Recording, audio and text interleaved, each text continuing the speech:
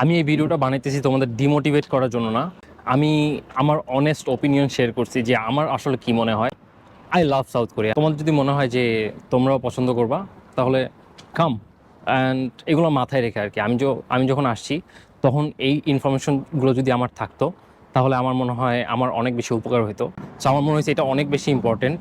তুমি সাউথ কোরিয়াতে আসতেছো, এর আগে এই জিনিসগুলো তুমি জানো যে কেন তোমার আসলে আসা উচিত হবে না বা কি কি খারাপ দিক থাকতে পারে সাউথ কোরিয়াতে আসার। Hello everyone, this is Russell with another video. আজকে আমি শেয়ার করব 6টা রিজন, যে 6টা কারণে আপনার সাউথ কোরিয়াতে আসা উচিত না। চলুন শুরু করি। 1 নম্বর রিজন আমি যেটা নিয়ে কথা বলবো, and I feel like this is the most important reason তোমার কেন সাউথ কোরিয়াতে আসা উচিত না, সেটা হচ্ছে ল্যাঙ্গুয়েজ ব্যারিয়ার। একটা ল্যাঙ্গুয়েজ শেখা ইজ সো টাফ অ্যান্ড এটা অনেক হার্ড। মানে ভাবতে যতটা ইজি লাগে আসলে অ্যাকচুয়ালি শিখতে গেলে বোঝা যায় যে কতটা হার্ড। অ্যান্ড ইংলিশ দিয়ে আসলে পড়ালেখা করা যায় সাউথ কোরিয়াতে, পড়ালেখা করতে কোনো সমস্যা হবে না। কিন্তু তুমি যদি জব খুঁজতে চাও অথবা কোরিয়াতে সবার সাথে কানেক্টেড থাকতে চাও, কোরিয়ান ফ্রেন্ড বানাইতে চাও, তাহলে তোমার কোরিয়ান বেসিক জানা থাকতে হবে। অ্যান্ড এটা শেখা অনেক বড় একটা স্ট্রাগল। একটা নতুন ভাষা শেখা, লেটার বাই লেটার শিখতে হয়, অনেক প্যারা। যদিও ইয়াং কোরিয়ানরা ইংলিশ পারে টুকটাক, বাট বেশিরভাগ ক্ষেত্রেই ওরা ইংলিশে কমফোর্টেবল না কথা বলতে, ওরা অনেক শাই টাইপের। সো কোরিয়ান জানা থাকলে আর কি ইজি হয় জিনিসটা। তাই কোরিয়ান ল্যাঙ্গুয়েজ ব্যারিয়ারটা one of the most important reason হবে তোমার কেন কোরিয়াতে আসা উচিত না। আমি যদি সেকেন্ড রিজন বলি কেন তোমার সাউথ কোরিয়াতে আসা উচিত হবে না, সেটা হচ্ছে জব আফটার গ্র্যাজুয়েশন। সো সবাই তো ভাবে যে আমি আমার পড়ালেখা শেষ করবো, আন্ডারগ্র্যাড কমপ্লিট করব, এরপর হচ্ছে একটা জবে ঢুকবো, প্রফেশনাল জবে ঢুকবো, এরপরে এখানে স্টে করব, এরকম প্ল্যান থাকে সবার।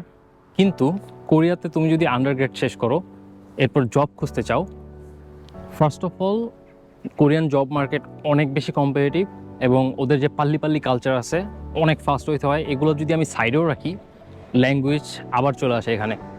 কারণ তুমি যদি কোরিয়ান ল্যাঙ্গুয়েজে অনেক বেশি পারফেক্ট না হও, তোমার কোরিয়ান ল্যাঙ্গুয়েজ স্কিল যদি অনেক বেশি ফ্লুয়েন্ট না হয়, তাহলে কোরিয়াতে জব পাওয়া কোয়াইট ইম্পসিবল। সো সবাই যে প্রসেসটা আসলে করে সেটা হচ্ছে এখানে আন্ডারগ্রেড কমপ্লিট করে, এরপর হচ্ছে আন্ডারগ্রেড কমপ্লিট করার পর একটা জব সার্চিং ভিসা পায়। ওই টাইমটাতে কোনো প্রফেশনাল জব না, বাট অন্য সব জব টপ করে যা আছে।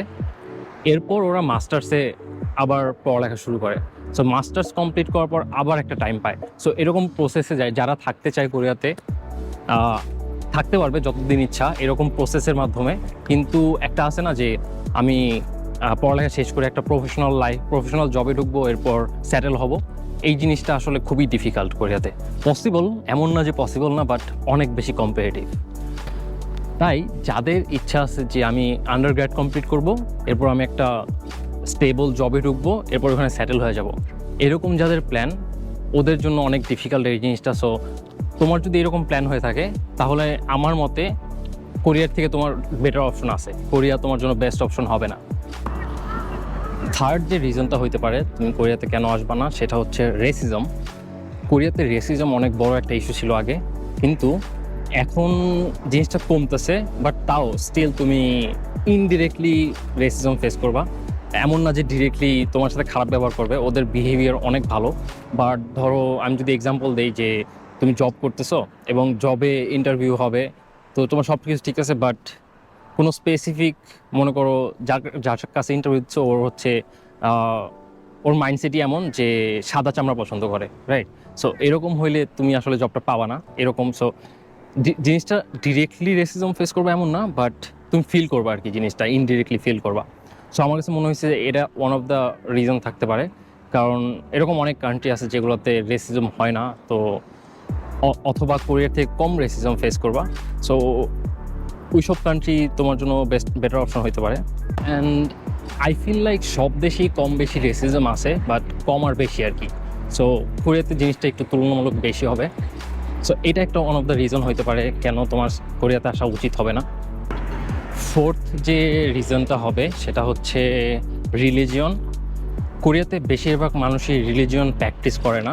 এমন না যে ওদের রিলিজিয়ন নিয়ে আইডিয়া নাই, আসলে ওরা প্র্যাকটিস করে না। অ্যান্ড রিলিজিয়নের আরেকটা পার্ট হচ্ছে যে তুমি যদি এমন কোনো সিটিতে চলে যাও যে এখানে মুসলিম কমিউনিটি কম আছে বা মুসলিম কম, ওইসব সিটিতে আসলে মসজিদ পাওয়াটা অনেক টাফ।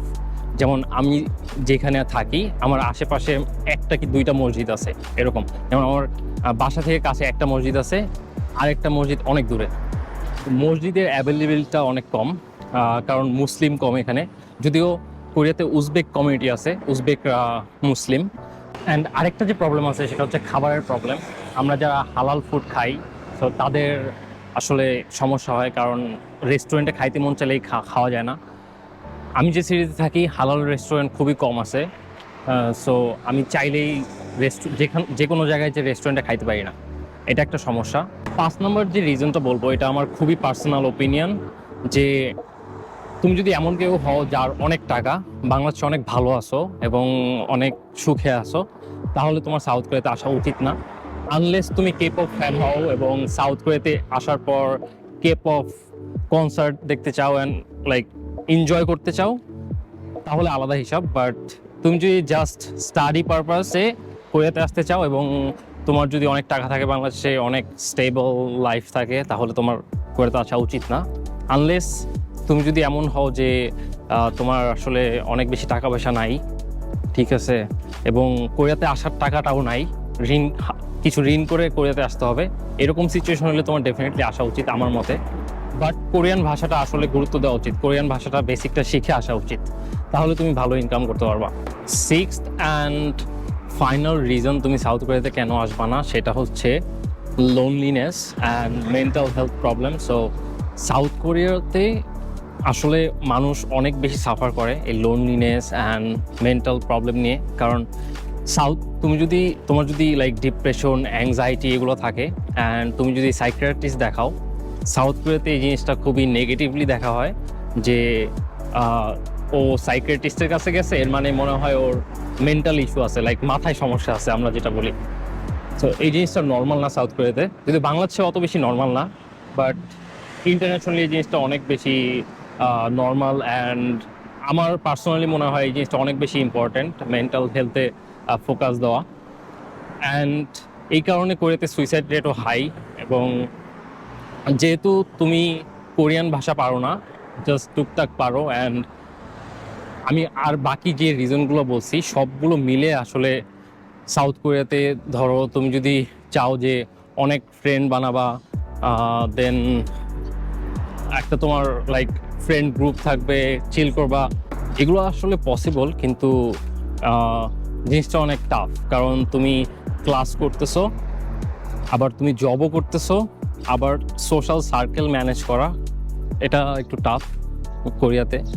আর ইউজুয়ালি আমরা যারা বিদেশে পড়ালেখা করতে আসি প্লাস কাজ করি, ওদের আসলে টাইম ম্যানেজ করা যে কতটা ডিফিকাল্ট, আমি এটা আগে বুঝতাম না। আমি যখন বাংলাদেশে ছিলাম, আমি আমার বড় ভাইদের দেখতাম যে খুবই বিজি থাকে, মেসেজ দিলে রিপ্লাই করতে লেট হয়।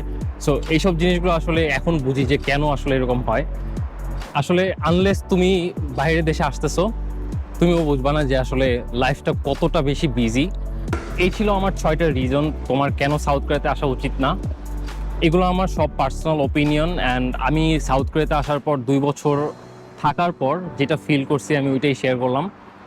And if I be honest, আসলে সাউথ কোরিয়ার study life compare to Bangladesh আমার কাছে ইজি মনে হয়েছে, বাট ওয়ার্ক লাইফ যদি বলি অনেক বেশি টাফ, তুমি যতটা ভাবতেছো এর থেকে বেশি টাফ।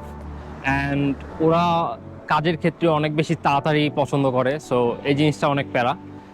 কারণ আমরা ইউজ টু না এই তাড়াতাড়ি কাজ করতে করতে। ওদের এখানে নাম হচ্ছে পাল্লি কালচার, হুইচ ইজ তোমার অনেক বেশি ফাস্ট হইতে হবে কাজে, অথবা তোমাকে বের করে দিবে। এরকম অনেক আছে যে কাজ করতে গেছে বাট অনেক বেশি ফাস্ট করতে পারে না কাজ, ওদের মতো কাজ করতে পারে না, এই জন্য বের করে দিচ্ছে। সো ভাষার পাশাপাশি তোমার তাড়াতাড়িও কাজ জানতে হবে, এছাড়া লাভ হবে না। আরেকটা জিনিস আমি শেয়ার করতে চাই যে আমি এই ভিডিওটা বানাইতেছি তোমাদের ডিমোটিভেট করার জন্য না। অ্যাকচুয়ালি আমিও চাই তোমরা সাউথ কোরিয়াতে আসো, অ্যান্ড আমি আমার অনেস্ট ওপিনিয়ন শেয়ার করছি যে আমার আসলে কি মনে হয়। এবং আই লাভ সাউথ কোরিয়া। হ্যাঁ, আমি এখানে এসে আমার অনেক ভালো আছি, আগে যা ছিলাম তার থেকে 100x বেটার আছি। So I love it here. তোমার যদি মনে হয় যে তোমরাও পছন্দ করবা, তাহলে কাম। অ্যান্ড এগুলো মাথায় রেখে আর কি আমি যখন আসছি তখন এই ইনফরমেশনগুলো যদি আমার থাকতো তাহলে আমার মনে হয় আমার অনেক বেশি উপকার হতো। দ্যাটস ওয়াই তোমাদের সাথে শেয়ার করা।